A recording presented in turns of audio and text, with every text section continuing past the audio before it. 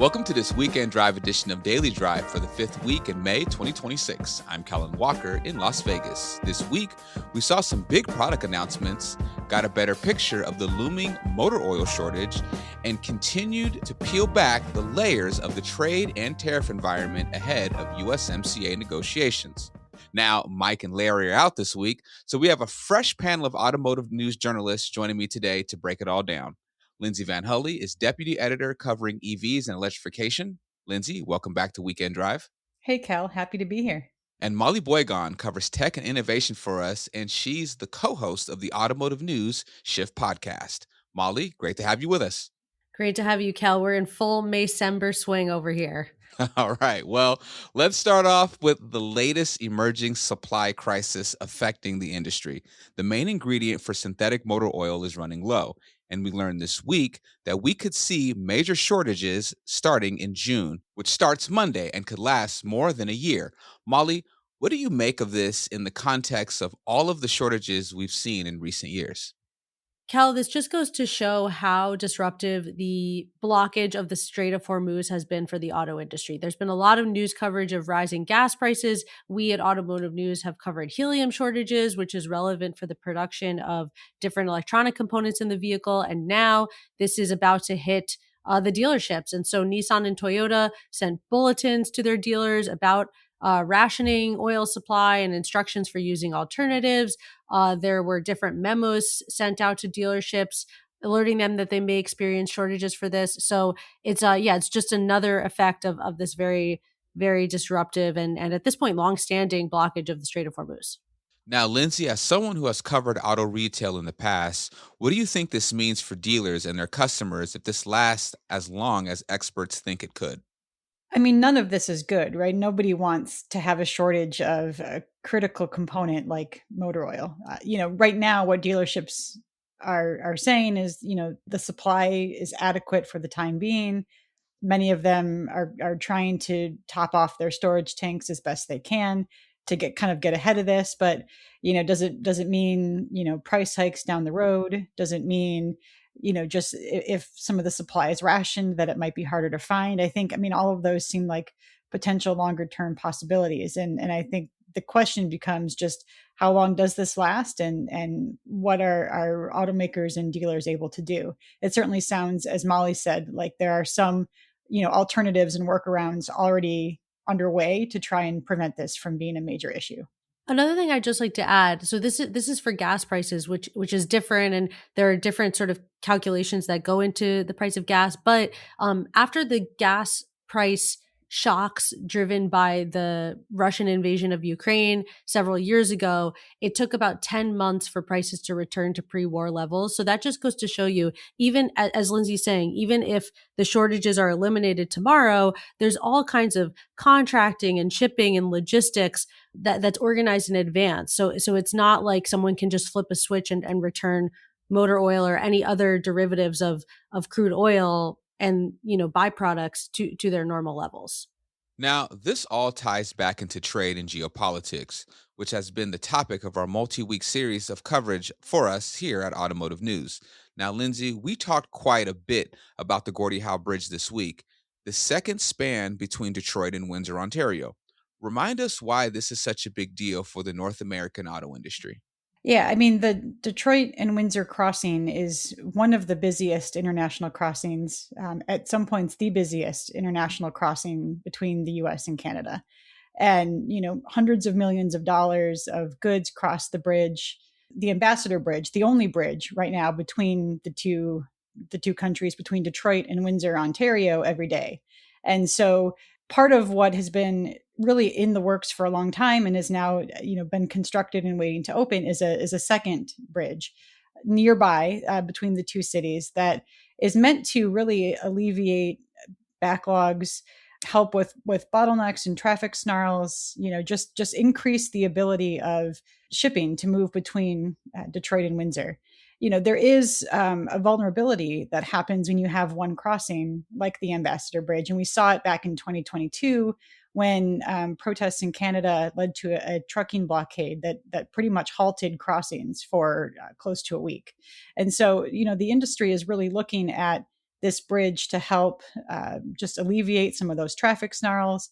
On the Canadian side, there's slow traffic, there are stoplights, to be able to get across that bridge. And so the goal really is to have that second crossing to help, eliminate that bottleneck.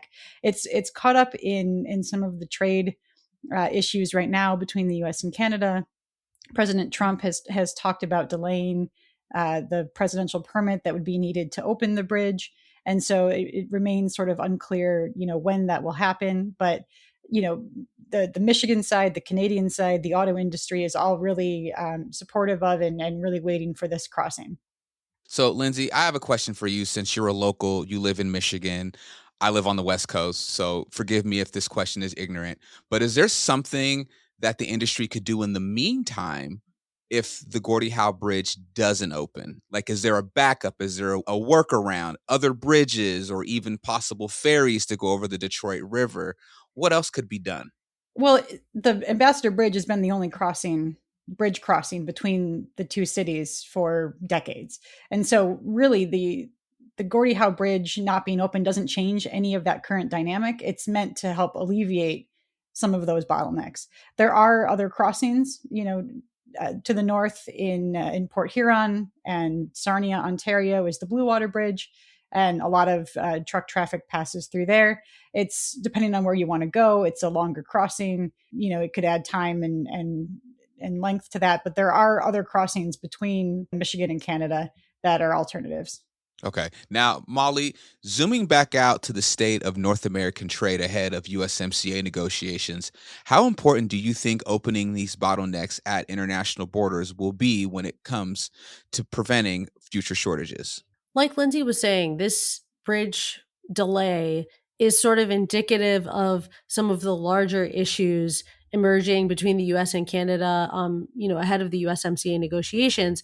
And in general, it's just really important for the whole continent to kind of be on the same page and to be collaborative in terms of the state of trade and the movement of goods across borders, which is why you have so many auto industry stakeholders advocating for things like trilateral agreements, meaning agreements that span the entire continent rather than separate agreements between different parties in North America, US, Canada, and Mexico. So opening the bridge and in general, just keeping open lines of communication and movement of goods across the border is going to be absolutely key for the functioning of the domestic auto industry.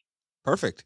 Coming up, we'll talk more about our trade and tariff coverage ahead of USMCA negotiations, and we'll talk about how automakers are adapting to a U.S. ban on Chinese hardware and software. That's next on Weekend Drive. Who owns your car's data? You or the automaker? On this week's episode of the Automotive News Shift podcast, I'm joined by Richard Ward, Executive Director of the American Vehicle Owners Alliance. That's a coalition that's been backing legislation that would give vehicle owners unrestricted access to raw vehicle data. And Ward says the principle is simple. If it's the car you own or purchased or leased, that data that the car is generating is yours. And so we often say, my car, my data. We talk about what's at stake for consumers, fleets, repair shops, and insurers, and why this fight is only intensifying as vehicles generate more and more data. I'm Molly Boygon. Join me on Shift, available this Sunday wherever you get your podcasts. Welcome back to Weekend Drive. I'm Kellen Walker with Molly Boygon and Lindsay Van Hully. So, Lindsay, as we talked about in the first part of the show, our series on trade and tariffs continues into next week. What was new this week? We took a look globally. A lot of our focus has really been around the upcoming review of the United States-Mexico-Canada agreement and really the state of North American free trade. This week we zoomed out and we took a look at some of the global agreements between the US and the European Union, Japan, South Korea, and the details of those and how they differ from what's in place in North America. We also looked at the impact on automakers and the things that they have tried to do. For really the first year, what we saw was automakers really trying to absorb as much of the tariff cost as possible rather than passing it on through price increases. And there are a lot of analysts and experts who say that's just not feasible for the long term. And I think there's some discussion right now and expectation that this is going to begin to be passed through into vehicle prices, maybe destination fees. And so really looking at the things that automakers have done to try to cope with the tariff costs. Some have talked already about increasing production, moving production here in the US. That obviously takes a lot of time. There's a lot of investment and work with suppliers that needs to happen in order to stand that up. It's not a quick move. Some are looking for cost reductions with suppliers, but suppliers are already dealing with their own tariff cost issues, and so that's not necessarily always an easy thing too. And with consumers, the price increase portion comes as vehicle prices are already kind of creating affordability concerns, and so the question becomes, how much do you pass through while still keeping vehicles affordable to consumers? So there are a lot of different strategies, and really the impact is pretty wide reaching. Now, Molly, what are you looking at most closely as we get closer to these USMCA negotiations? There's a few things that I'm watching. Number one is there's some contention from industry stakeholders that the rules don't acknowledge the reality of manufacturing a modern vehicle and all of its software and hardware components and battery parts. So, for example, batteries are currently listed as a core part. So they have to meet a 75% regional value threshold in order to, be USMCA compliant and avoid the duties. And there are people in the industry who say that's just not possible. To manufacture 75% of a battery in the United States, it's just not going to happen anytime soon. So are they going to adjust then the definition of something like a core part or carve out allowances for things like battery technology? That's one thing I'm watching. Another thing is there's some contention from different materials suppliers that there is some foolery afoot, that people are claiming that they're sourcing their things like steel from the United States. And in fact, they're actually sourcing their steel from abroad and they're moving it into the United States to basically pretend like it's USMCA compliant. I've actually heard mixed reviews on how much that's happening. And I've also heard mixed reviews on whether or not there's actually anything more that the United States can do. Like the requirements are pretty stringent on that already. So if people are up to no good, then, basically the enforcement levers for that are sort of limited. So I'll be watching that. And I'll also be watching, in addition to the sort of side letters and the different provisions of the actual agreement, the different parties will have the option to either renew the agreement or establish a yearly renewal cycle. So in other words, they would continue to review the USMCA every year. I'll definitely be watching to see if that happens, because that would be really challenging for the industry. And, it basically ensures that we have a USMCA negotiation and maybe even an auto news trade package every year as we're sort of trying to move ahead with this agreement and establish manufacturing in North America. Now, Lindsay, tee us up for what to expect from our trade coverage next week. Yeah, and I think, we have one story coming from reporter John Irwin on Monday that I think builds on what Molly was just talking about, is really what happens with free trade in North America, right? And there's a lot of policy changes, as we know, that have happened between tariffs, the trade deals, pulling back on electrification, ending some of the consumer tax incentives that are sort of isolating the United States from policies in other markets, Europe and Asia. And the question is really, is the U.S. sort of at risk of becoming isolated on the global stage? And there's a lot of discussion about how the United States versus a North American sort of trading bloc can compete, with China, with other markets, with advanced technology like electrification, if they're not keeping pace the same way that other markets are. So look for that story on Monday. And we also have a LinkedIn Live conversation on Monday. Details are at autonews.com. But we'll be sitting down with some experts to talk about the entire series, the USMCA negotiation, and really all of the things that the industry will need to know as that moves forward. And Molly, you joined us on Daily Drive earlier in the week to talk about Volvo's big win, getting approval to keep importing vehicles to the U.S. despite a ban on Chinese software and hardware. Volvo is majority owned by China's Geely. but I'm curious how other companies are dealing with this ban on Chinese products in vehicles. Yes, so this was the subject of a story that I wrote for Automotive News, a follow-up to the Volvo news on May 26th. So auto industry companies are sort of taking different tacks, and they're going to have to take different tacks to meet the Commerce Department's rule, which bans Chinese hardware and software in connected vehicles. As you say, Volvo had a particularly large hurdle to overcome with this because of the Geely ownership stake, but there are many manufacturers that have ties to China. So, for example, GM and Ford both assemble vehicles in China that are then shipped to the United States. Tesla, as of 2024, was using a Chinese chip manufacturer. And so it remains to be seen whether these companies are going to seek authorizations from the Commerce Department, to what extent they're moving supply chains, moving around organizational structures to accommodate this. But it's, it's taking effect. The software ban is taking effect in model year 2027. So there's been some moves already underway, and we'll certainly be hearing more about this as automakers and suppliers attempt to comply.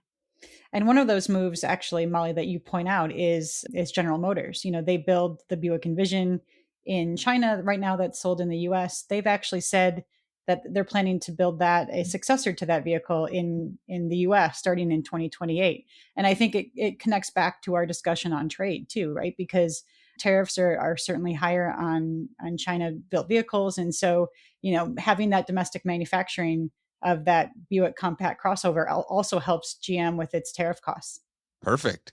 Molly, Lindsay, it's so great to have you both on the show. When you guys are both here, it's so professional and we just get the job done. Unlike when those other two jackals are here. But I'm so happy that you guys joined me this week. So glad to be here, Cal. Thanks. Thanks very much. That's all for this Weekend Drive edition of Daily Drive. Thanks to Automotive News executive producer Jake Neer for his help on today's podcast. You can get the latest news on trade and tariffs, USMCA negotiations, and everything happening in the auto industry at autonews.com. Come back on Monday for a conversation about who owns driver vehicle data, the owner or the automaker. Leaving it all in the hands of the OEMs, what we're unfortunately seeing is they're now more openly talking about how much money this is going to bring into their companies. We're talking about hundreds of billions of dollars on subscriptions. And that's all on the back of the vehicle owner. We'd love to hear from you. Let us know what you think of the show and the topics we covered today. Send us an email at dailydrive@autonews.com or leave us a voicemail at 313-444-2774. And if you enjoyed the podcast, remember to leave a review, and subscribe so you never miss an episode.